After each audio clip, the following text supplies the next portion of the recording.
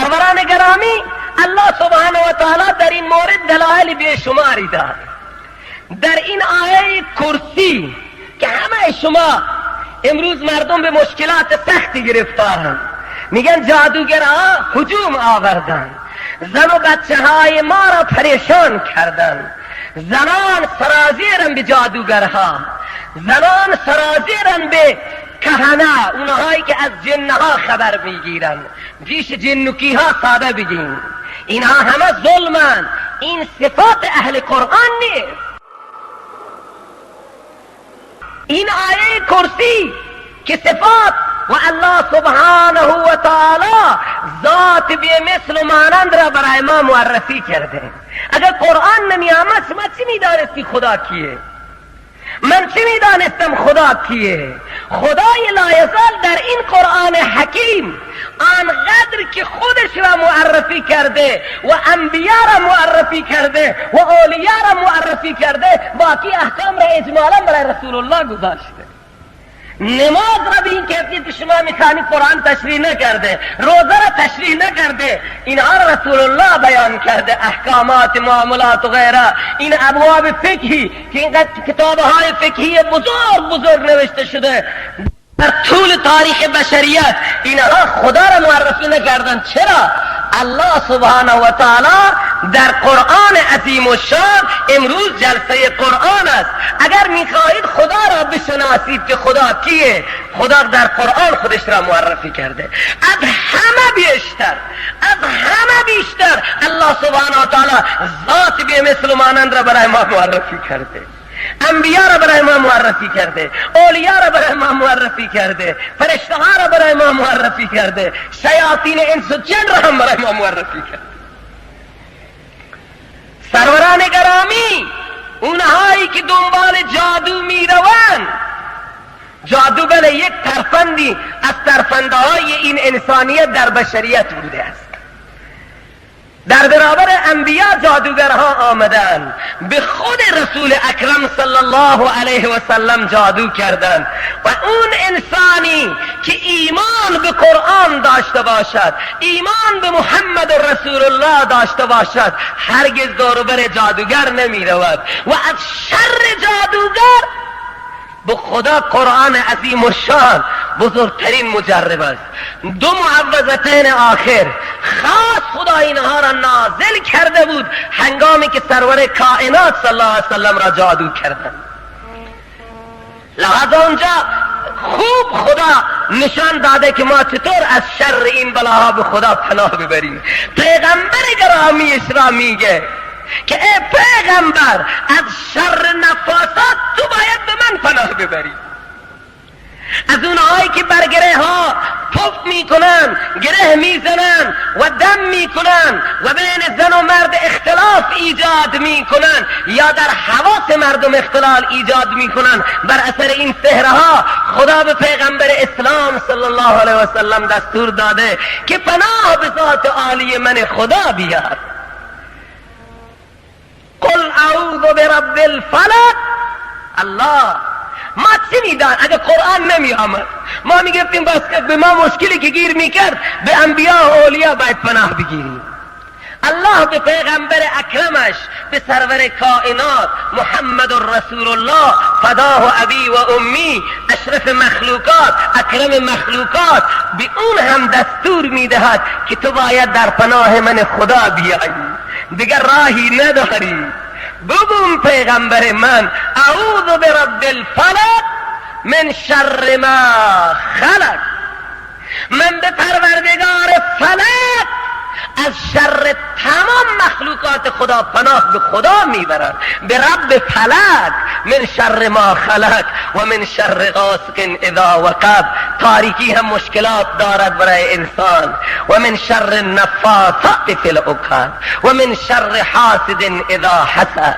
از شر نفاثات، اون نفوسی که دم میکنن بر گره ها و انسان ها را ناراحت میکنن، اختلاف پیدا میکنن. یفرقون بین المرء و زوجه، سبحان الله، بین زن و مرد اختلاف ایجاد میکنن.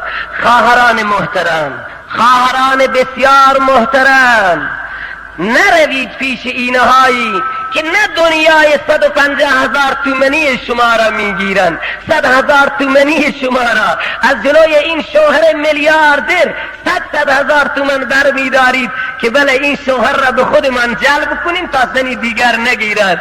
من میگم 100,000 نه 10 میلیون هم بدی هیچ ضرری نیست، لیکن اون بی ایمان اول ایمان شما را میگیره. جادوگر تا بی ایمان نشود، تا کافر نشود، تا ملحد نشود، تا قرآن الهی را اهانت نکنه جادوش اثر نمیکنه. قرآن صراحتاً گفته همین مرض را سبحان الله قربان بشین. یک معجزه رسول الله صلی الله علیه و سلم، معجزه رسول الله هست. رسول الله گفت این امت من، اینهایی که کلمه من را میخوانند وجب به وجب یهود و نصارا را اتباع میکنند. هرچی یهود کرده، هرچی نصارا کرده، این امت من وجب به وجب یهود و نصارا را اطاعت میکنند. همینطور که کلمه من میخوانند.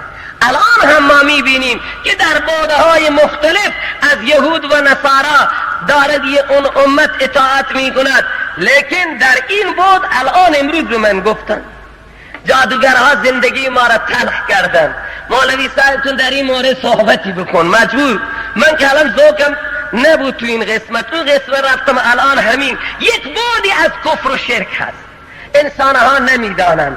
ملاهای یهود من عرض کردم مقدمتا به خاطر انتظار محمد و رسول الله در یثرب جمع شده بودند، لیکن تورات را و انجیل را ملا باید یک مشغول باشد، یعنی هر اهل بصیرت باید مشغول باشد. اینها قرآن عظیم و شان تورات و انجیل را کتابهای خدا را کنار گذاشتند، دنبال ترفنده های اون شیاطین بودن که در زمان حضرت سلیمان علیه السلام اینها ترفند بازی کرده بودن و اونجا رفتن. نعوذ بالله امروز کتاب به نام نقش سلیمانی، کتاب پر از خرافات به نام کنز حسینی، عجب نامهایی، نقش سلیمانی، کنز حسینی، این نوع کتابها که اینها خرافات هاروتی و ماروتی هن و خرافات اون شیاطین که در زمان حضرت سلیمان علیه السلام.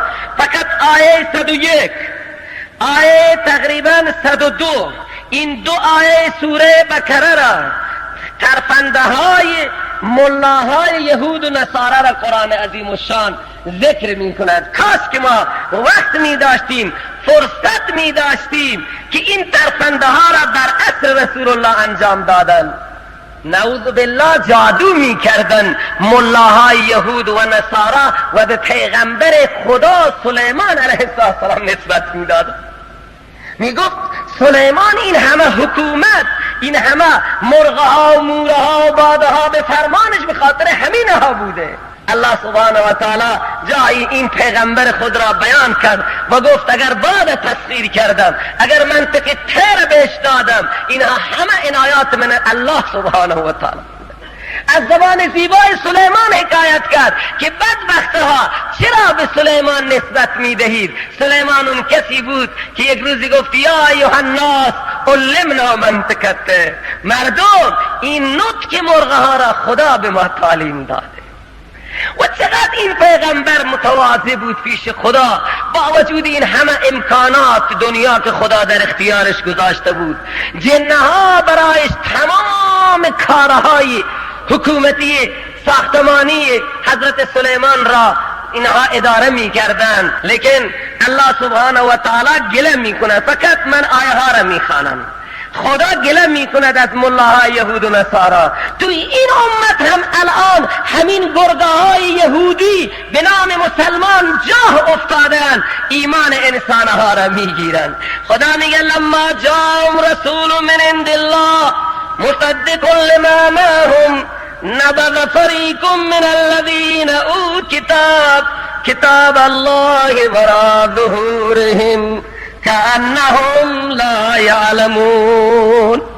هنگامی که اون پیغمبر عظیم الشان که کتابهای آنها را تصدیق میکرد آمدن این ملاهای یهود چیکار کردن؟ نبذ فریق من الذین اوتوا الکتاب، از اون ملاهایی که علم کتاب تورات و انجیل و زبور را داده شده بودن بعد از انبیا، اینها کتاب الله وراء ظهورهم، کتاب خدا را پشت سر انداختن، یعنی بی اعتنا شدن نسبت به کتاب. خب ملا باید یک ذره مشغول باشد. خب کتاب خدا را کنار گذاشتن، دنبال چی شدن؟ واتبعوا ما تتلو الشیاطین علی ملک سلیمان، به دنبال اون ترفنده های شیاطین که در زمان حضرت سلیمان به انسانها مخته بودن، دنبال اون ترفنده ها افتادن، مغازه باز کردن، تعویض 150,000 تومانی. سبحان الله، یک میلیاردر خانمش که حجاب ندارد، این همه برمیگردد خواهران محترم به حجابی. آن زنی که از خانه پدر محجبه باشد به خانه شوهر بیاید محجبه باشد. سبحان الله، این که گله هست زنها پیش این گرده ها میروند، این گرده هایی که دنبال ترفنده های یهود و نصارا افتادن، این همون زنانی هستند که حجاب را رعایت نکردن. والله الان از حکمت حجاب انسان چی پی میبرد؟ اون زنی که در خانه پدر محجب بوده، اونی که در خانه شوهر محجب بوده، اونی که با مردهای اجنبی صحبت نکرده، چطور میتواند جرأت کند که پول ماشاءالله شوهر رفته برای سفری 1 میلیون پول به اختیار گذاشته، 100,000 تومان، 150,000 تومان، 2 میلیون پول بردارد و از این آقا به اون آقا برو. اینا رو هم آقا میگن، بابا این آقا نیستن، این اون بقایای شیاطینی هستن که گلزار به اصطلاح حسینی و نقش سلیمانی را دنبال کرده، با قرآن کار ندارن. اینها در مسجد نمیان، اینها در محفل ها نمیان، اینها به نماز جمعه ها نمیان، اینها به عیده نمیان. واتبعوا ما تتلو الشیاطین علی ملک سلیمان، الله میفرماید و ما کفر سلیمان. تقریبا مفسرین به اجماع می نویسند ما کفر سلیمان یعنی ما سحر سلیمان. خدا با این تعبیر اشاره کرد که جادوگر کافر است، اونی که جادو می کند هم کافر است.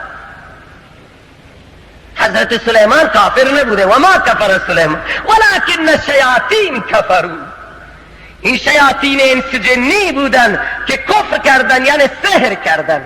یعلمون الناس السحر، و اثر سحر بیشتر برای چیه؟ یفرقون بین المرء و زوجه، دیگه بس همین هست. اینها یتعلمون منهما ما یفرقون به بین المرء و زوجه، بین زن و مرد اختلاف ایجاد کنن. لیکن اگر شما موحد واقعی باشید، لیکن خدا هم اینجا حرفی زده برای موحدین که و ما هم بضارین به من احد الا باذن الله، همانطوری که باقی اسباب بدون اذن خدا چیزی نمی کنند، آتش نمی سوزاند، تفنگ نمی کشد، ماشین نمی کشد، چپ کردن هم نمی کشد، همانطوری که بدون اذن خدا باقی اسباب اثر نمی کنند، این جادو هم بدون اذن خدا اثر نمی کنند. اگر شما موحد باشید، لہذا یک تعویذی میگن. 5 آیه از اول سوره بقره، 5 آیه از اول سوره بقره، 3 آیه 4 آیه از اول سوره بقره، تقریبا تا اولئک هم المفلحون، چون 10 آیه میشن. 3 آیه هم از الله لا اله الا الله، آیه کرسی با آیه های بعدی، 3 آیه اینجا، 3 آیه هم که در آخر سوره بقره. هر کس این 10 آیه را بخواند، در حدیث آمده است سحر بر آنها هیچ اثری نمیگوید. این تعویذ تکرار میکنند. آنهایی که از دست اینها فریاد میزنند، زنان را توبه بدهند، مراقب باشند و این تعویذ را استعمال کنند. آیه های اول سوره بقره 4 سه آیه هم از الله لا اله الا الله از وسط سوره بقره، از سیکون، از آیه کرسی گرفته دو آیه بعد، و سه آیه از لله ما فی السماوات و ما فی الارض و ان تبدو ما فی انفسکم او تخفو. در حدیث آمده است که اینها سحر را نابود میکنند، لیکن ایمان هم میخواهد. مزبزب نباشید که یک روزی خواندیم دیگه چیزی نشد بابا اوی مولا پوری. سبحان الله. یک نمونه ای بگم که اینها چقدر ایمان میگیرن. یک انسان عروسی کرد، با خود من گفت، هم تبلیغی بود، بیچاره در کارش موفق نشد و بسیار پریشان و ناراحت شد و آخر گفت فلان جا آقایی هست تو برو که خوبه. رفت اونجا گفت یک کوچی بیار. اون روزا دیر وقت 10,000 هم پول بیار. اون نه الان که 10,000 هیچی نیست، اون زمانی که 10,000 پول بزرگی بود. این بیچاره گفت که من دیگه در کار خودم ناکام. پیش آقا که من اینطور کردم، تو گفت غسل کردی؟ گفت بله من غسل کردم. گفت چرا غسل کردی؟ 5 نماز نمیخواندی تا این کار ما تعویض ما کار میکرد. او تبلیغی بود و گفته بود 5 نماز به جای خود 1 نماز عمدن ترک دادن کفر. گفت بیچاره اگر به زند باشد، اگر به مرگ باشد، از این حور دنیا من جدا میشم. من نماز خودم را قضا نمی کنم و لحاظا من با خدا هستم. متوجه شد. تبلیغی بود. نه تبلیغی ها دیگه ماشاءالله اینقدر میکوبن الله الله را که دیگه عقیدهشون راسخه. این خودش حکایت کرد و هنوز هم اون انسان زنده هست که 5 نماز انسان بدون طهارت. یک انسان خدا ایمان داشت. ببینید چطور ایمان میگیرن. یعنی رسول الله فرمود من ترک صلاة متعمدا فقط کفر. 1 نماز را رسول الله نگفت 5 صلات. کستن عمدن صحیح سالم یک انسان ترک بدهد او مثل کافرها شده. لیکن او رو ایمانش راسخه، این رفت از دستش، لیکن انشالله قیامت خدا به شهور خواهد داد. به غیرت لله بوده. لحظه مواظب باشید از شر شیاطین و انس و جن. به خدا پناه ببرید و آخر دعوانا الحمدلله.